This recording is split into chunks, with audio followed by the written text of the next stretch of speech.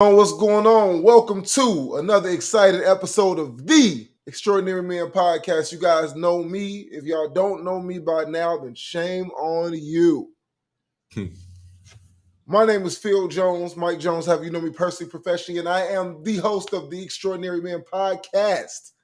And you guys know this handsome gentleman that is right here next to me. Don't tell him that I throw him this many compliments ever. I don't know where they got him from, but I'm so glad they dropped him off at my doorstep because he is the amazingest, the greatest, the most insatiable co-host a man could ever have asked for. My A-/A+ Mike, state your name. What is going on? As usual, thank you for the most extraordinary intro. I am Midas. Make sure you put a king in front of that. Let's go. All right. So for those who have been tuning in with the podcast thus far, making sure to stay consistent with all the episodes, with the shorts and everything it is that we're dropping on a regular basis. First things first, I would like to say thank you guys so much for all that you do, for all that you guys contribute to the fabric of the show. I would like to say that I'm when looking you to it. really take time to look at all that we are doing, everything that we are attempting to do, everything that we have done thus far, we have proved in a very short amount of time that you can do anything if you set your mind to it. But there's a most powerful word that ties directly into the ability to do and say the things that I'm saying. And that's setting your mind to it and making a decision. What do I mean by that? When it comes down to making decisions, you have to understand that in any leadership capacity, this is the most difficult part of everything that you're going to do in your life. It's easy and it's hard at the same time. We like when the decisions are in our hands. We like the power of being the yielder of the decision. But then when it's time to make the decision, that's when you start seeing the sweat coming down some people's foreheads. And then you really truly find out who is who and what is what when it comes down to making the qualified decision. King, what's your thoughts on that?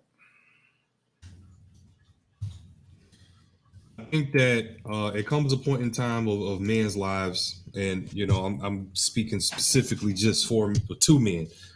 There's going to be a point in your life where you're going to have to make a decision, whether it's the wrong decision or the right decision. It has to be a decision, and you're just going to have to deal with the consequences after. We just, what I'm saying, we just held a little small little tidbit, chat about that, but that's what it boils down to. And unfortunately, it's something that you can't run from, you can't escape it, it's inevitable.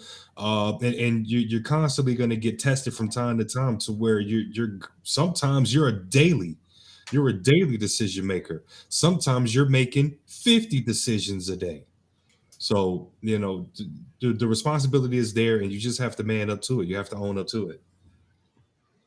You know, I've been faced with a very tough decision. And I'll get a little bit more in depth with that in a little bit. But I tell you honestly that it is literally the hardest decision that I've ever made by far.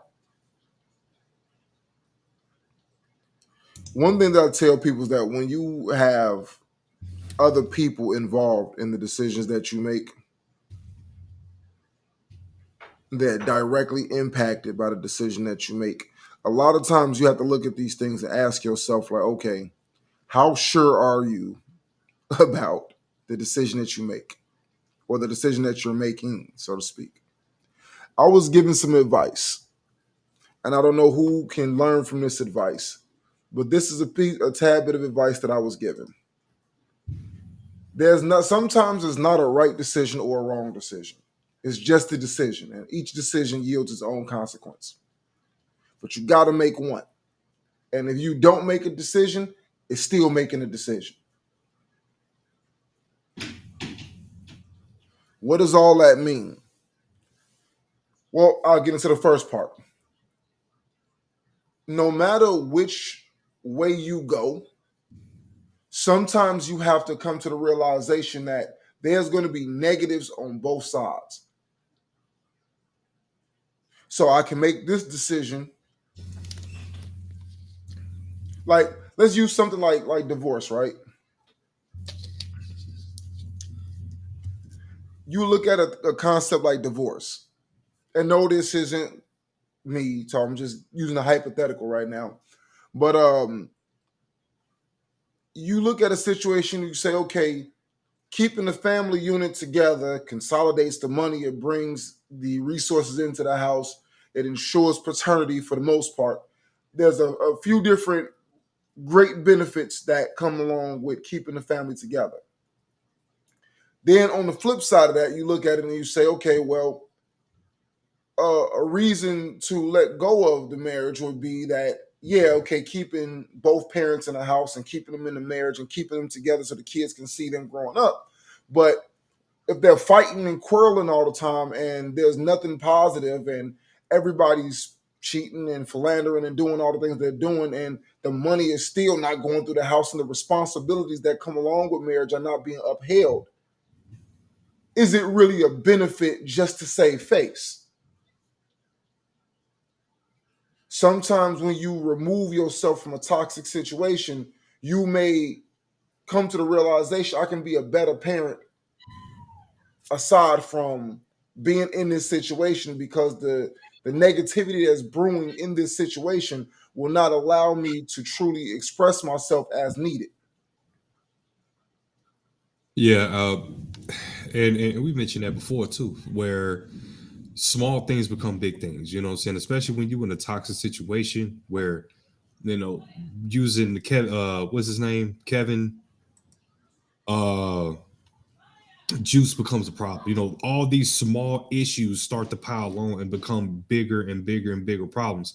And I think the best situation would be is to put your child in the most healthiest environment possible. And I do agree with that. If you feel that you can be a way better parent outside of the house, if that puts your child in a better, I won't say state of mind, but puts them in a more healthier environment so they don't have to grow up with, you know what I'm saying, the stigma of, well, parents fight or mom and dad fought all the time, and there was lots of yelling and screaming and all that. You don't want them to grow up with that, you know. So I agree with, you know, stepping out, you know, makes you a better parent in that particular sense. But if you step out, make sure that you are, you know, being an awesome, extraordinary parent, though, you know. Yeah, I mean the thing is that in that particular scenario is definitely a trade-off. But I think more so than anything is just looking at the sheer fact that sometimes you have to make a difficult decision. And realistically, there's no good decision. But the immediate benefit may not be there. However, the long term benefit may be down the road, but is not in the foreseeable future. And that's one of the things that I look at as a decision maker, whether in leadership roles at work or whether I look at that as far as leadership within my own home, within my own community, or whatever have you. You have to be mindful of the fact that when you have other people's well being in your hand, you have to come to the realization that people are trusting you to make the decisions. They are they are trying to find the level of comfort necessary to allow you to make the decisions. I tell a lot of young men when they get resentment from their women for them being the man of the house or being the man in certain respects, you only get this resentment and pushback because you maybe have not proven yourself to be a qualified leader. I know a lot of guys may not want to hear that, but respectfully, if you have a history of blowing money, you have a history of making bad judgment calls, you have a history of making irrational and emotional judgment calls, you have a history of reacting and not proactively looking for solutions before they become problems. It's hard for a woman and sometimes even children to trust your judgment when you say, okay, let's try this. When you start looking at how you rank in the community amongst the other men around you, you can tell by how serious they take you when you open up your mouth about certain things on whether or not they value you as somebody who makes qualified decisions.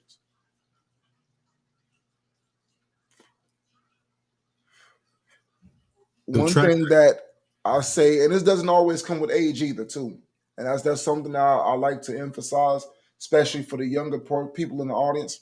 This doesn't always come with age. The thing about it is that sometimes age can work against you because if you're making decisions that are not in line with the way the society sees you, it only makes you look like more of a fool. Yeah, yeah. You look more of a loser. So I always tell everybody that I speak to when it comes down to the concept of decisions that you have to really look at a decision based on a couple of factors. What is the long term and what is the short term benefit? The ends justify the means. Is it based in common sense or is it based on a feeling? I do absolutely, okay, I won't say that, but I do very little off of the premise of hope and hope alone. I do very little off the premise of love and love alone. Now, somebody will say, oh, well, you guys are doing the podcast and you guys hope that the podcast grows. Well, there's a thing called SMART goals. If anybody who's not familiar with a SMART goal is an acronym for several different key factors that you can use as metrics to determine if the goal is achievable. Mm-hmm. Is it something that you can attain? Is it something like, has it been done? Getting 1 million views on a video has been done 1 million times over. So it can be done. You just don't know if your stuff is going to be done. The only part of hope is, will it be my stuff that'll go viral? Will it be some talking point that I put out that's going to hit 1 million views? But has 1 million views been achieved? 1 billion views have been achieved. So it's easily attainable. You just have to work toward it. And the only hope is that you're going to be the next recipient of it. But it's a Yeah. lot less likely. You said what? No, I was gonna say that, saying, oh, over here, saying I definitely feel the same way. I'm really focused on the SMART goals, especially the things that we discuss. And it's like I'm not more so hopeful that the channel is gonna go viral. It's gonna go viral. It has no choice but to, because of the amount of work that you put into it. So there's no hope that's put into this. It's just work ethic, time, effort, and work ethic that's going into this. What I'm hopeful for is that I'm able to contribute and do the other things that I would like to do that comes along with that, with the going viral, with everything else that will start to flow in with it. That's what I'm hopeful for. But if, as long as we stick into our SMART goals and we're doing everything that we're supposed to do, we have these daily conversations and we're continuing to move into the right direction, it has no choice but to do its thing. Of course. I mean, the thing is that there's a mixture of space and opportunity where you start to look at things and say that if I don't ever put out a video, I will never. There's 100% chance I will never go and do Mhm. anything with that. Like I'll never achieve that metric or that marker if I never actually do anything with it. So that's one thing I can guarantee is that if I never take a shot, I'll 100% miss all the shots. I never take one. The one thing that you can never guarantee is that just because I take 1 million shots that I'm going to hit 100 of them. But you never know. But you got to pick up the ball and you got to take a shot. So when it comes down to decisions, there's a couple of questions that I want to ask you because I think that entrepreneurs have a very particular take on decision making because everything from the jobs that you guys choose, everything from the partnerships that you guys work on, from the employees that you guys choose, the vetting process as far as partnerships or collaborations or whatever it is that you do, you have a very particular take on how you see things because obviously your entire livelihood is based on the decisions that you make. So let me ask you, what is your take on the concept of how you make decisions on a day-to-day basis? So you always have to take into consideration of how drastic a decision is going to be, especially again, like you said, when it comes to taking jobs. Is this job really worth me sacrificing a couple contractors or a contractor to go over there to do that job when I have this over here? You're constantly juggling and making saying decisions, and hopefully one that you make isn't rash. When it comes to decision making, when it does come to picking up contractors, looking at their background, do they have their licenses, do they have the certifications, have they had any previous accidents, are they sloppy on the job? There's a lot that goes into just picking somebody to say, hey, saying I got the skill, I can do the job. All right, that's cool, but I got to run you. Saying let's check and make sure that you are who you say you are.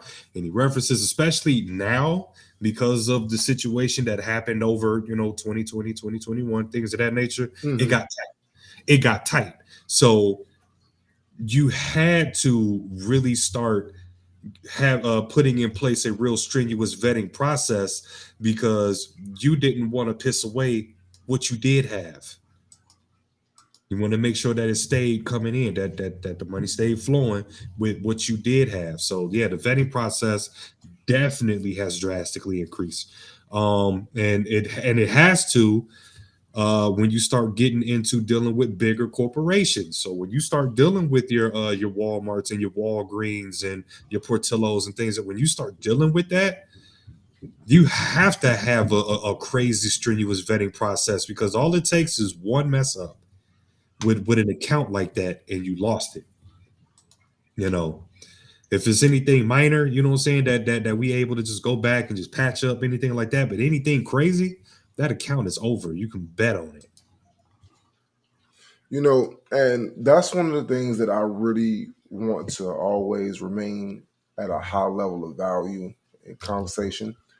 It's just the fact that you have to understand that there's a lot that goes into the decision making process. I mean, a Hmm. lot that goes into the decision making process, and it's like I don't think that it's ever really truly appreciated to the maximum capacity that it should be. You see, everybody's making decisions all day long. And it's like sometimes the decision could be as frivolous as what am I going to eat today? Sometimes the decision could be, am I going to pack up everything and move across country? Sometimes it's going to be, I want to partake in a brand new career. Sometimes it's like saying, hey, I went to school, I did this, but this market is drying up. Let me go and try something else. Let me go and do something else. Let me go test my abilities someplace else. And I believe that we are an ever changing society to where, based on how things are consistently improving and changing, in order to remain competitive, in order to remain relevant to society, you have to consistently be putting your skill sets to the test. Yeah. And for somebody like myself, well, I am a firm believer that when you have to make decisions, you have to take a couple of things into consideration. One thing that I feel like is the most important thing, you tell me, do you think that this is also one of the important things when you make decisions? How much money do I stand to gain or lose with this decision? It's a huge one. You It's a see, huge. as a breadwinner in any capacity, even if your spouse, your living girlfriend, whatever your circumstances may be, even if they work, as a man, my check goes first. Mine goes to the rent. Mine goes to the cell phones. My check goes first. It's not saying that you don't help. It's not saying, it's just one of those situations where I'm the front line, you the backup.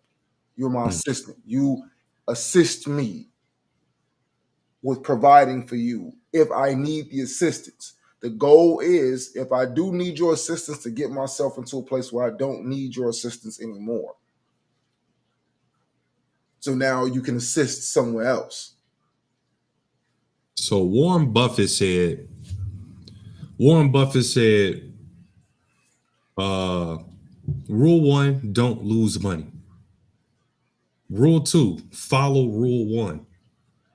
You never ever want to put yourself in a position to where, just because we're trying to make pacifications, we going based off feelings or anything like that. You never want to put yourself in a losing position to where you are losing dollar signs under any circumstance. That shouldn't even come across your mind. Rule 1, don't lose money. Rule 2, follow rule 1. That's it. I know I was waiting on you to drop a bomb or something along those lines of that. You can't exclude yourself from getting a bomb. Hey, y'all think he got a bomb? I think he should have got a bomb. But for real, I'm looking at that, and I say, when I look at money, right? As much as I don't like to, sometimes the money, when you have a conversation about the money, conversations get funny. I get it. But it's a real reality that you have to be putting yourself in a situation to where you are paying attention to those things that matter. Yeah. You cannot ever, under any circumstances, ignore the fact that if it don't make dollars, it don't make sense.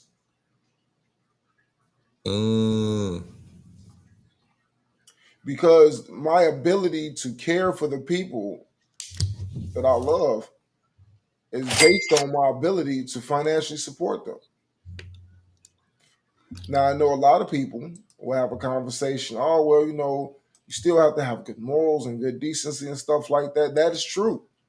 That is absolutely 100% true. But I have never been able to pay a bill off morals and decency. What? I have yet to be able to call for the cable company and say, hey, I got $150 in decency. I have a kind heart. Hey, I made my mother a card for Mother's Day. That's how I'm gonna pay my bill today. Hey, y'all take Congeniality Express. I ain't never been able to fill my gas tank because I'm a great moral driven human. I've never been able to put gas in my truck. Man, I sure ain't. You have to grow up. Hey, listen, I'm sure not getting it because of my looks. That's for sure.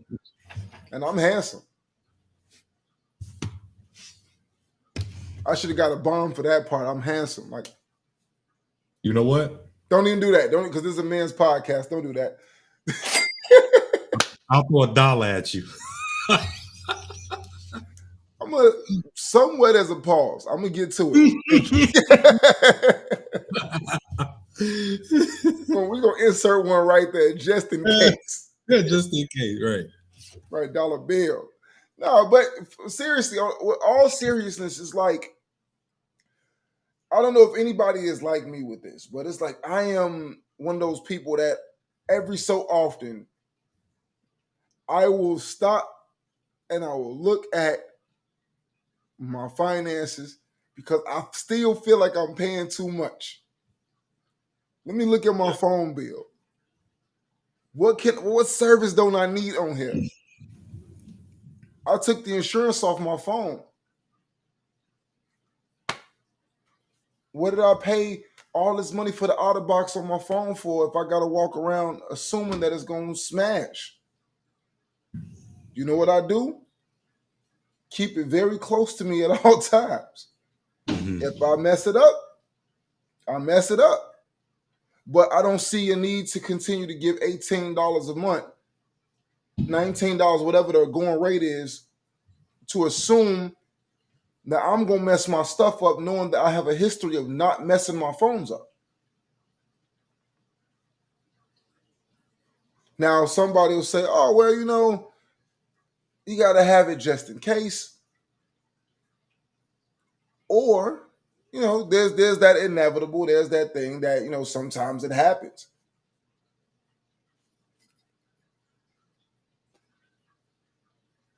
And let me take that same $18, $19 and I'll put it away every month just in case it happens. That same you don't have my wife. Hey, listen, results may vary, bro. Results may vary. But no, funny. it's like there's certain things when you sit there and you look and say, I resent that. Hey, listen, the Extraordinary Men chat box is not for that. Y'all will not beef up in here. You better fix that. You better pay it happily. Hey, listen, be an extraordinary man and clean that up. No, but seriously, it's like no matter what happens, I have to look at my life and my situation and start asking myself, what really matters to me? Hey, and see, that's why you don't get involved. I was trying to get him out the doghouse. He was never in there. And that's why you don't get involved. You just keep looking at the camera. So no, but I have to look at things. I have to look over my expenses constantly and say, okay, well, do I need this subscription service? When is the last time we used this? Why am I paying $20 a month for Microsoft Office on the tablet and ain't nobody using it? Yeah. Why are we paying for Apple Music and ain't nobody streaming music? So when it comes down to looking at things, like I'm always constantly micro assessing stuff because I have to make things make sense. And it's not necessarily always about the money. It's about understanding that sometimes you don't need to have it just in case. Sometimes it just don't need to be readily available because as you train yourself for certain things to be if so then, like a spare tire is a realistic if so then. Yeah, I was gonna say that whole concept of I would rather have it and not need it than need it and not have it. That doesn't work in every single scenario. Spare tire, 3-ton jack. Yeah, I need that for sure. I need that. A jump pack. It's so many situations to where before I transitioned into needing a vehicle that I'm not constantly just throwing dollars at it just to keep, band-aiding it. But keeping a jump pack, a lot of people just don't keep one. Another vehicle isn't always going to be around. Other people aren't always going to be willing to use their vehicle to jump yours. You need a jump pack. That is a great if so then. And just even looking at that from that perspective, there's a lot of times to where you have to be mindful of the fact that you have to cater your if so then situations to your life. For instance, I don't feel like there should be 2 people in the household and there's no savings. Hold on. You can't justify to me a reason why there's multiple people in the house and there's no savings account. Now, some people came in the door with credit card debt. Some people came in the door with medical bills. Some people came in the door with certain situations. And that makes perfect sense. But what is the plan? Even if it's $25, something got to go away. Because the one thing that I know for sure is that I've never met a person with a rainy day fund that they never had a rainy day. Never met them. And what I notice about most people that they rainy day fund is they credit cards with no reasonable plan to pay them off. So now instead of dipping in my savings account to grab money from there because I put that 25 for several months, that 50 for several months, that turned around and became enough to fix that car problem, I just go ahead and charge them my card. And then I'm going to pay them 6 to 9 months worth of interest at 24.25% versus just grabbing that little lump sum of cash that I had put away because I cut out the cigarettes for a little while, or I slowed down the drinking for a little while, or I cut out the going out to go eat leisurely for a little while, or I stopped over consuming and buying snacks and other little things that is costing me that extra money. And I'm not looking perplexed and saying, well, man, I just get paid and I don't know where my money Right. going. My money went. So I actually spent a whole entire day earlier this year going through all of my expenses. I literally scoured my whole entire bank account and just looking at different expenses. Okay, Subway, you know, Starbucks, coffee. Looking at all these little different tidbits of money that's just going out here and there, here and there, here and there. If you guys ever actually really sat down and just took the time to go through your bank account and look at all the BS that you buy, you know what I'm saying? I'm gonna stop over here, just grab I'm hungry. I'm gonna grab a hot dog. When you can go to the store and grab you a big giant pack of turkey or ham and cheese and bread for way cheaper, and now you can use that for your lunch. You know, lettuce, tomato, all that way cheaper. You'll realize that you probably just spent a good $1,000, $2,000, $3,000 just on Fast food. Fast food. That's just fast food. We ain't talked about entertainment. We ain't talked about gas and all that. You know what I'm saying? You need all that, but entertainment. Before you continue, you mind dropping a sound effect for Auntie Evelyn real quick of the 102-degree day in Phoenix. Thank you for checking in from Phoenix, Arizona. 102-degree? Yeah, that's a bomb. It's hot, baby. So after I went through my list and broke down, like cut out everything, then I made a list and I put on here specifically what are the actual necessities. Okay, we got the internet, we got the phones, we got the car note, we got the insurance, we got the business insurance, the life insurance. I'm gonna say that again. Stop playing with it. The life insurance. Go get y'all some life insurance. Not even just a work sponsor plan. Go and get you some life insurance. You know, and everything else is kind of pretty much almost everything on here is all business related, and the business, you know, handles all of that. But that's mainly my bill schedule. So take the time, go through. You don't have to pay nobody like Truebill and all that, because they're gonna do the exact same thing that you can do, where they scour your bank account from top to bottom and look at all of your consistent reoccurring payments that you're making. That you constantly going to McDonald's, you constantly going to Burger King, you constantly going to Starbucks, you constantly going to Dunkin'. Pay attention to your expenses, and that's why you constantly just willy-nilly throwing the $2, $3, and to you it ain't nothing but just $2, $3. But that's it's an actual term in the industry like that. It's called the slow burn.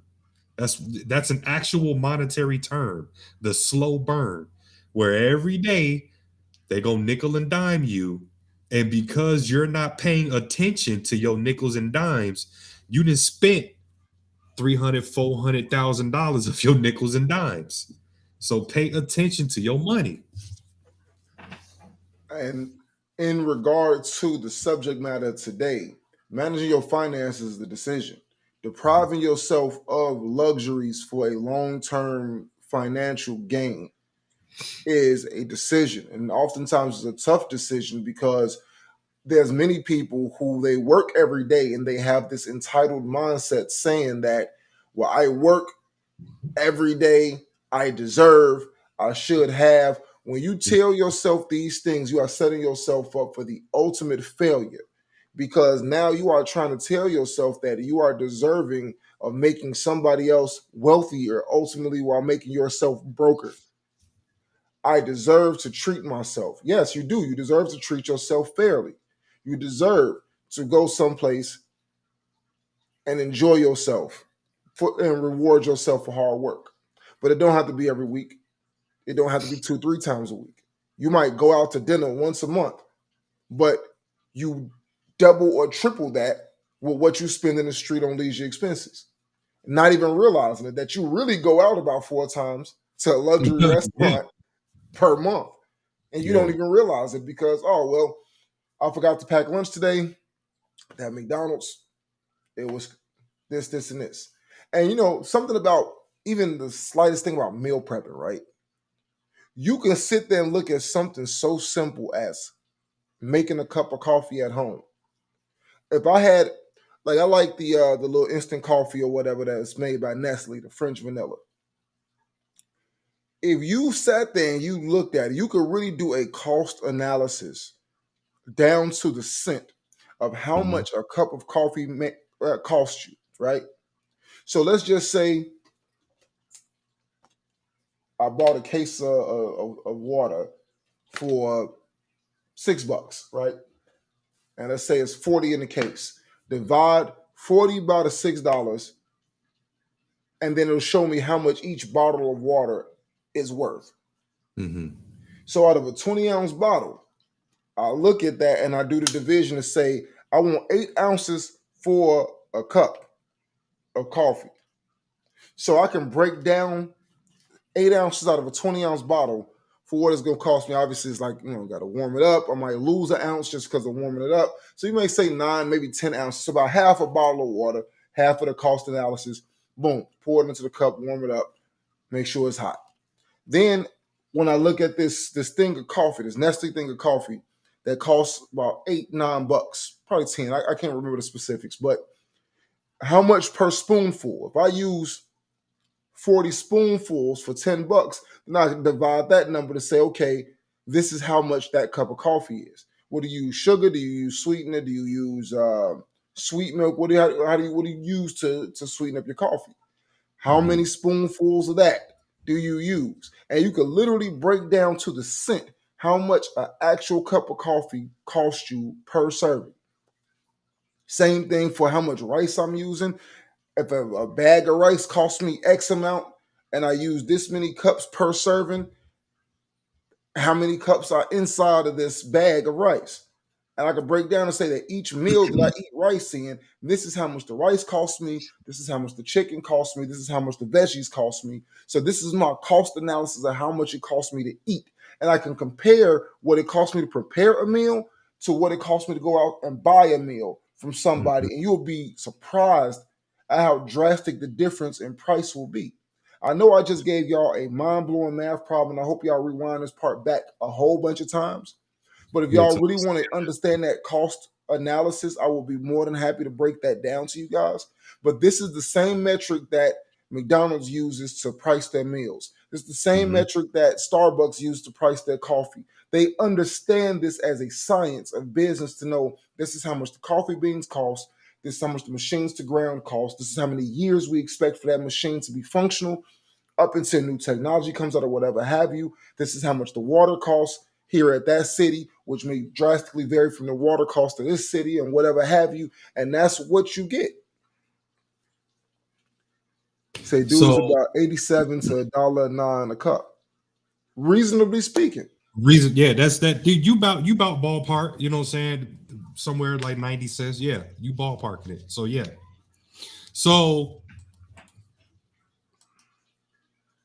what I want to inject and add into there is whether you actually run a business or whether you go to a job or you have a career, trade, whatever, you are still a boss.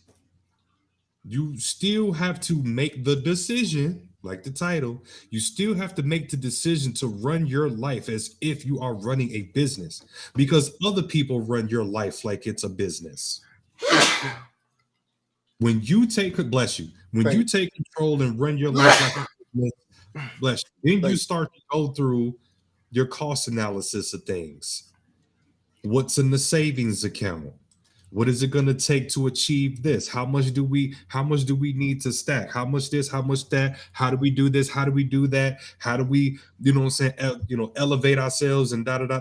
When you decide to make the decision to run your life like a business, then I think that you will definitely get a lot more out of it.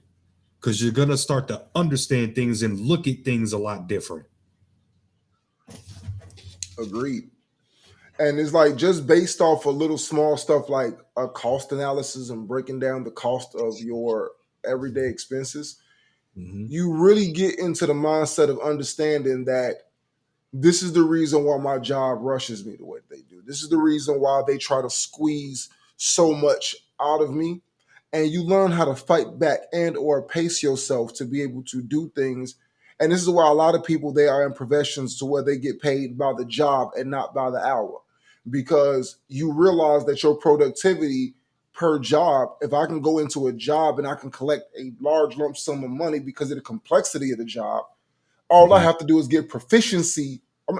All I have to do is become proficient at the job. So every time that I go in and do the job, I get better. But my pot of money is predicated off how many jobs I can knock out in a day. So if I get $1,000 for a specific skill set per job that I go to, and I want to work for 8 hours, well, exclude travel time. If I can go in and do this job in an hour each day, I might be able to make $4,000 in a day in between travel time, depending, just rough estimate. Whereas that when I become proficient at that specific skill and I go in now and I start doing it to where I can get that same job done proficiently in 15 minutes, I shave 45 minutes off of each job. I've bought back 3 hours, which Mm-hmm. means that now in between travel time, I may be able to turn that 4,000 to 6,000 in a day. And I never really feel like I worked at all. Yep. Back home by 3 o'clock. And it's these things to where I think that when it comes down to the concept of decisions, you have to understand that number one, money does matter in your decisions. That's number one. When it comes down to the cost, it's like a lot of things feel good. A lot of things feel good, but do they make sense? That is a big, huge thing when it comes down to what we do every day. Does it make sense? Number two, in my humble opinion, results may vary. How are people short and long term affected by that decision? So when you look at a short and long term of somebody's decision, you have to look at it and say to yourself, what is the gain? Who benefits? Who loses? What do you lose? What do you gain? Sometimes the sacrifice can be minuscule. Other times the sacrifice can be grandiose. It can be huge. You don't always know. That's why you have to make the best qualified decision that you can. You don't just knee jerk situations. You don't just concede because the powers that be are applying pressure, so to speak. You Mm-hmm. have to really truly look at a situation and be mindful of the fact that if you're going to make a decision, it has to be as close to the right decision as humanly possible. If you don't have the option for a right or wrong, it has to be a decision that you can live with the consequences of. Shall I repeat that? Yeah. I want them to hear that. And I really need everybody to hear that part. If there's no foreseeable win or loss in the decision that is being made, you have to make the decision where you can live with the consequences of that decision.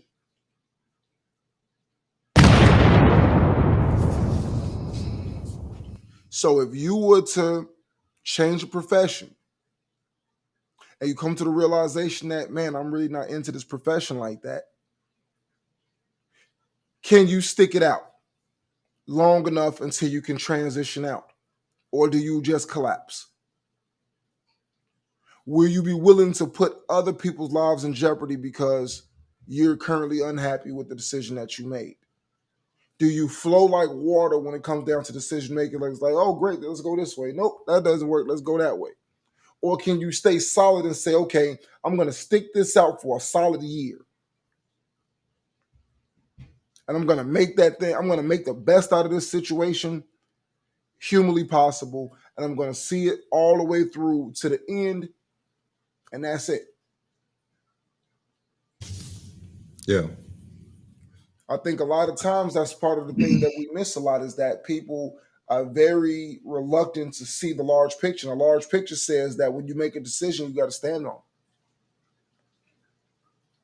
And I think a lot of that comes down to, like, you know what I'm saying, instant gratification, things of that nature, where they're looking for uh whatever decision that they are making, they want it to tickle them, they want it to feel good, they want it, and of course there's nothing wrong with that.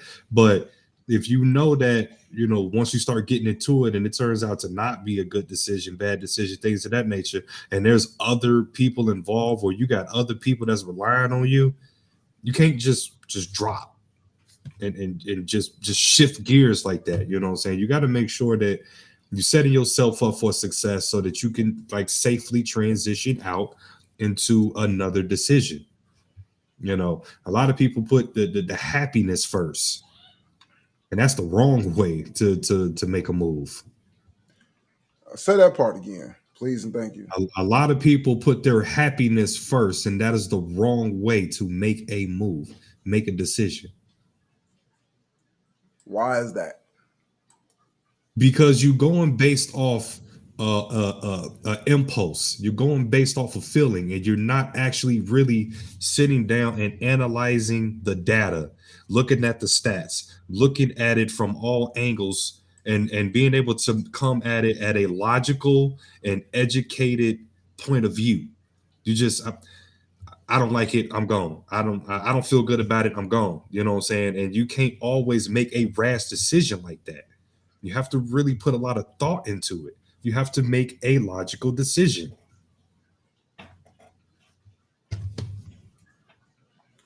I agree totally with that. I absolutely agree totally with that. I believe that a lot of times where we make some of our biggest mistakes at in life as a whole is that we are too hell bent on the concept of feeling good about a decision Mm-hmm. than understanding that you have to make decisions regardless of the outcome. That no matter what happens, getting in the car and driving to work is a decision. Going to the store to go and purchase whatever is a decision. What you purchase is a decision. What you don't purchase is a decision. Whether you do something or whether you don't do something is all decision based. You're making decisions all day long. It's just that some decisions are far more complex than others. Some decisions do require a lot more introspective thought. Some decisions, well, they're just, I do them so frequently that I don't even think about it. Mm-hmm. So I think that a lot of where we are in this modern day is that we look at the world based off of, and I don't know if this is a modern world thing or what, but it's like I feel that a lot of us look at the world and we look at it from a place to where we truly want to put our happiness first and put responsibility second. Like this, like the whole concept of loving what I do. There's no better love for me than not leaving my house unless I want to. Mm-hmm.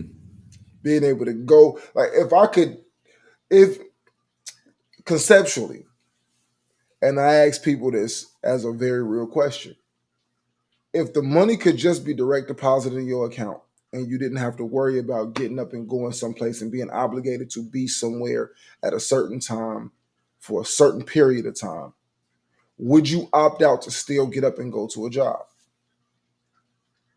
Mm. The vast majority of the people say no.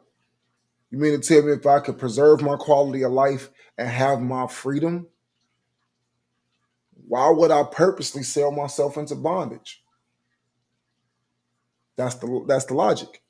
So, with that being said, and if that's the way that you think, then what is the concept of loving what I do to earn money? Mm.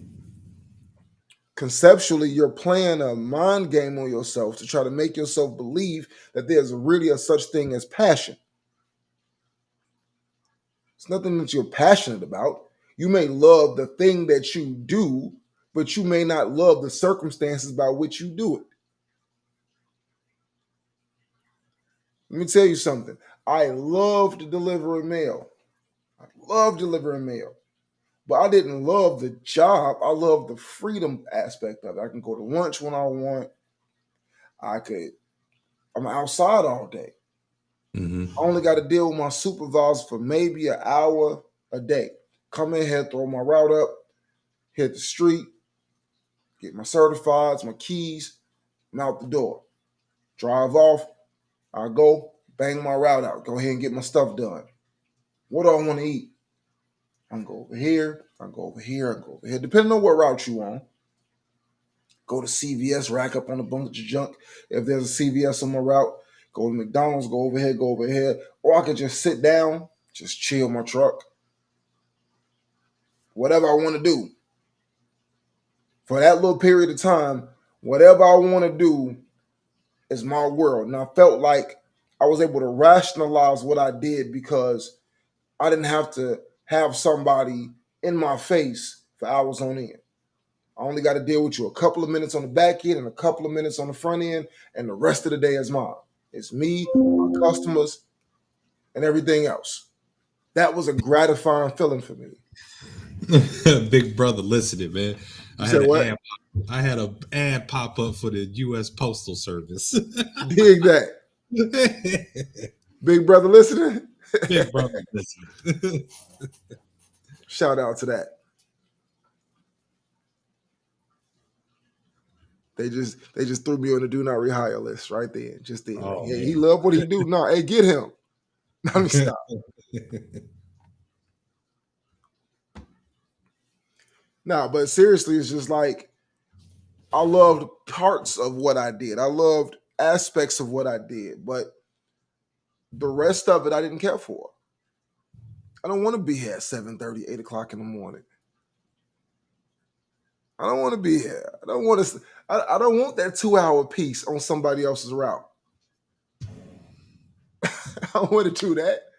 You mean I got to be here at 7:30? Don't get to leave until 6, and I got to drive home and all that traffic and stuff. I just got done sweating and breaking my back trying to get this mail delivered. And then don't let me have something to do. And then because you know I'm actually quick with what I do, you try to sweet talk me and say, oh, well, just go ahead and finish it out and get it done. Now I got to rush to get home to go get my daughter. Whereas if I was slow paced like the other dude, you would have took that 2 hours off me. Mm-hmm. See, Jose know what I'm talking about. So yeah, there was aspects that you liked about what you did, but I did not like the job. I didn't want to be there and deal with the circumstances by which I dealt with it. When you low on the totem pole, that overtime mean everything. And then once you become more senior, then it's like, man, I could pick and choose if I want to get the overtime or not. Mm-hmm. But but then I decided to make some different decisions, and now look at me, I'm a bigger slave. But moral of the story is the fact that every decision that you make, it yields its own consequence. And you have to be mindful of the fact that you can't con your way into believing that there's always a right and wrong to your decisions. Everything that you do is going to have some sort of adverse effect. It's going to affect something in the negative and something in the positive. You have to try to find something that you can live with if you make that decision and say, you know what, I stand by my decision to do this and I accept what comes out of this. It's not easy. No. Nobody said it was going to be easy.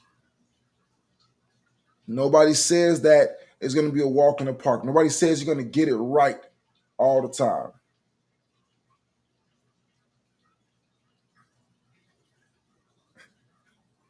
$0.61 click on VT. I got you, bro. This man here.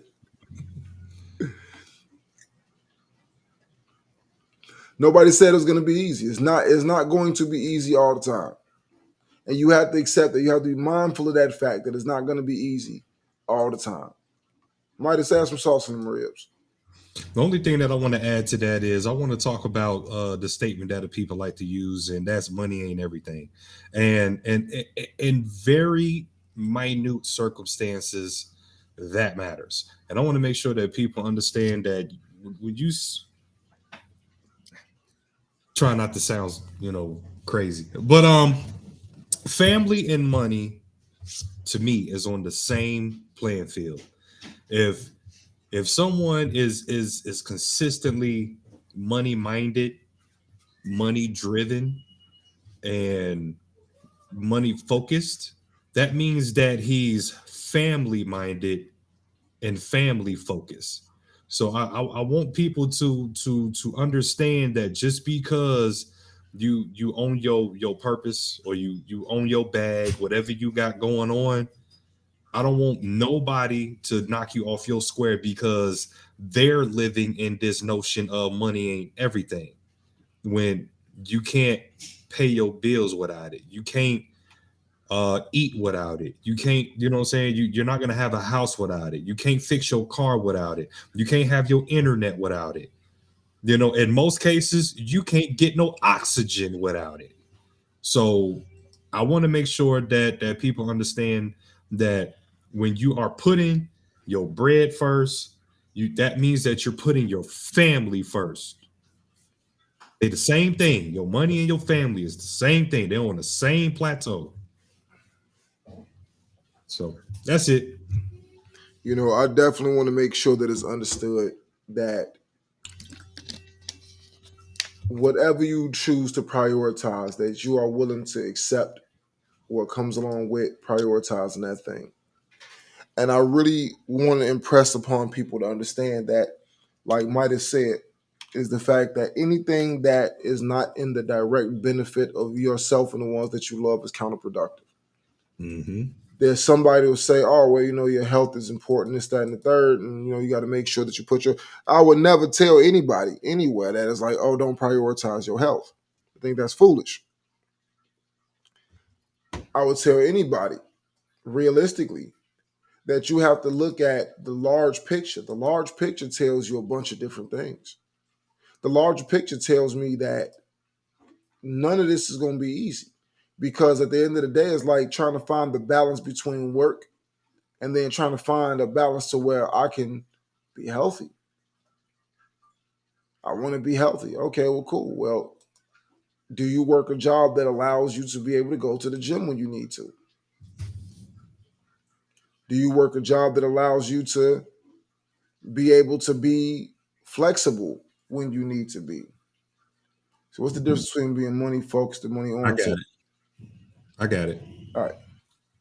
Uh, the difference between money focus and money oriented. Money focus is more geared towards that you understand that you have responsibilities such as your family and other loved ones that you put in your circle that you decide to want to take care of, and all of your financial responsibilities outside of your family, which is your mortgage, your notes, and things of that nature. Money oriented is understanding that every decision that you make, you have to make sure that you're making one that's not going to harm the ones that you love. Money oriented is understanding that you're making extraordinary financial decisions as to not harm anything, or your operations, your family, anything like that. That's the difference.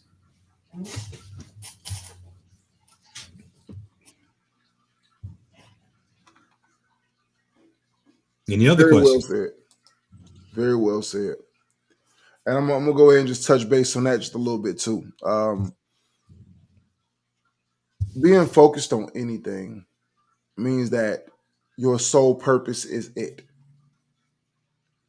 Orientation generally would generally connotate that you're focused on everything around it. Basically meaning that, what is this money supposed to benefit? Where's this money supposed to go? Okay, this particular job is going to pay me the money to be able to do X, Y, Z and only have to work 40 hours. So I can be at my children's games. I can afford to get them the equipment. I can afford to do this. I can afford to make sure that I have a functioning vehicle at all times. I can afford, because I have a good leave package that I negotiated with the job, that I can afford to take time off to have that family vacation, and I can actually afford to go on a vacation. It's like the orientation is saying more so revolving around all the different factors of what that money is going to do Mhm. for my life, It's, rather it's, it's the than operations. It's the yeah, operations. yeah. So it's like that's why I want to make sure I chipped away at that particular piece, because to be money focused means that I'm only driven by the dollar sign. I can't go to my kids' game because I got to get that overtime. Yeah. Sometimes the money focus can make you lose sight of why you're doing it. The orientation is the why, and the money focus is the what. And you need a fair mixture of both, because I can't just take anything, because I can't focus on the orientation of what that money is supposed to do if I'm not focused on making sure I know what that dollar amount is. Being focused on that dollar amount says that to preserve my life, I need to make this much. But to exceed my life and to do things the way that I want to do it, to be able to cater to all of my needs and some of my leisure wants and be fine, I have to be focused. I have to know what that tick mark is for me. So if I Mhm. say I need 6 figures gross, I need 75 net. I need to bring home 75 to make it make sense for me. That's what you need to be focused on. It's finding the position and aligning yourself in the realm of finding where I can get access to what I'm looking for. So, depending on what state you in, state taxes, federal taxes, local taxes, if you live in a city like New York or something like that, to where you have to accommodate for whatever those differences are, so that you can make sure that your take home is where you need it to be able to live the type of life that you want to have. That's what the money focus come into. The orientation is why I need that money. What is that money supposed to take care of for me?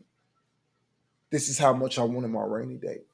This is how much I want to be able to put inside of my retirement savings. This is how much I want to be able to invest into this thing that I want to do 5 years from now. I want to be able to have an account solely dedicated to building an AI bot to use to predict predict the stock market, whatever. Mhm. If that's a goal of mine, I need to be able to have goal accomplished money. If I want to go to Aruba twice a year, I want to have Christmas in a different country every year. That account. But if I don't make enough money to put something in that account and I'm still dreaming, my focus is in the wrong place. So I can't satisfy the what, or I can't satisfy the why if I don't evaluate the what. Make sense? You just say what I said, but smarter. No, I just said what you said, but longer.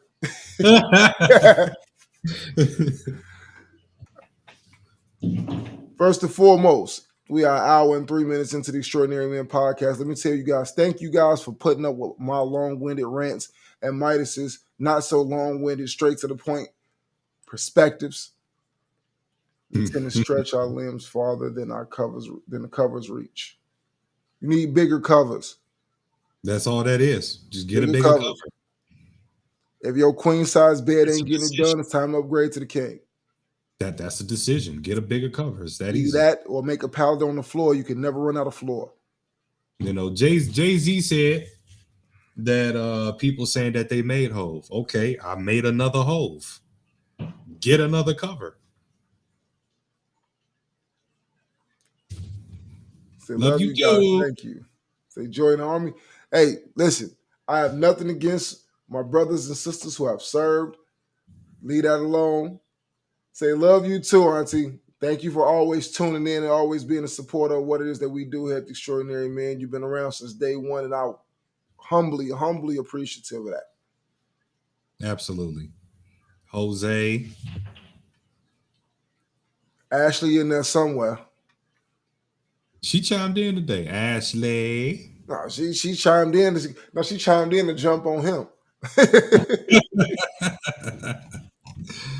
All right, so just a couple of brief announcements and stuff I want to make. I don't know if you guys got a chance to check out the first episode of Money Mondays with Midas. It premiered yesterday.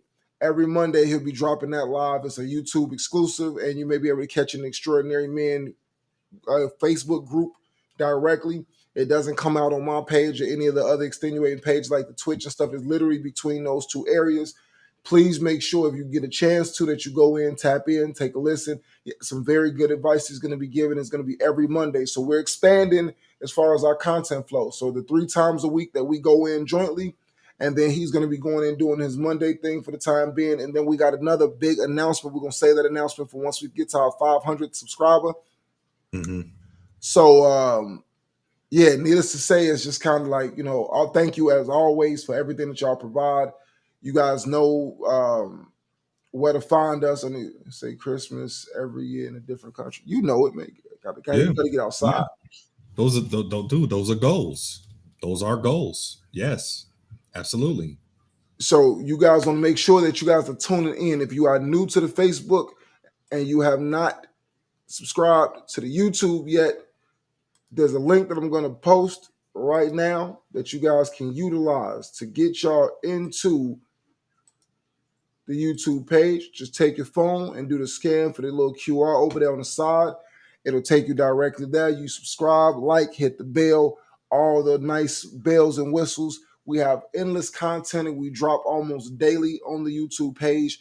Please do not be a stranger. If you don't like what we put up today, try again tomorrow. Go back a couple of months from now. I mean, go whatever have you. Just go, just check, just keep coming. We got more stuff on the horizon. Yeah, always. Make sure y'all checking out our reels and shorts daily. Mike usually drops every single day. I usually drop every third day. But yeah, we got a lot of those flowing and coming and getting a lot of feedback off those as well. But yeah, again, hit the YouTube, like, share, subscribe, and click the bell. Like, share, subscribe, and click the bell. Like, share, subscribe, and click the bell. They say you need to say it 3 times in order for it to stick. All right, make sure you head over to the Facebook page, the Extraordinary Men Facebook page, and that's where you can tap in with us directly. Any questions, comments, concerns, we can talk about finances, mental health, career changes, you name it. You name it. It is an open platform. And this YouTube channel isn't just for me and Mike. Like I said, I learn every single time that I go live on here. I'm learning stuff myself. I try my best to give perspective back. And this is for you guys as well. So tap in. So by all means, we appreciate you guys tuning in with us. Make sure you guys tune in with us this coming Friday. We're going to be back with some more heat, some more fire. And if you notice, the aesthetics are looking a lot better. His background, my background, we're getting a lot cleaner, getting a lot better at the creating the visual effects, getting a lot better with the audio and everything. So thank you guys for watching us as we start to ascend and start growing into creating the feng shui for how this thing is going to be looking. We're going to be switching over to a different platform soon. It's going to actually give us a little bit better streaming power going forward. So be on the lookout for that. Make sure you guys take special heed to the cleanliness of the background as we put them in, and all other subsequent decisions we're going to make sure that you guys are privy to. Again, thank you guys for tuning to the Extraordinary Men podcast. I am Phil Jones. Mike Jones, have you guys know me personally and professionally, and I am the host of the Extraordinary Men podcast. You guys know that gentleman who was to this side of me earlier today, but now he's to this side of me because I got that thing up on the other side of me. But it's the greatest single co-host mankind could ever ask for. I can't even, whatever, man. State your name, man. Man, like, it's like the intros and outros, man. It's definitely appreciated. They just get crazy and crazy every time. I love it. I appreciate it. I am honored and blessed to be able to do this with you. This is a long time in the making. The years of working the microphone, working the stage, learning how to produce, writing, all just brought together to now build this, and it was long overdue, but I am Midas. Make sure you put a king in front of that. Let's go. And Ashley, there was no bus thrown under you, or you were not thrown under a bus. The bus was No. already there. It just started moving at the same time that I said the comment. It was a freak accident. It wasn't intended to be that way. All right, you guys. Thank you again. Thank you, guys. Peace. Peace.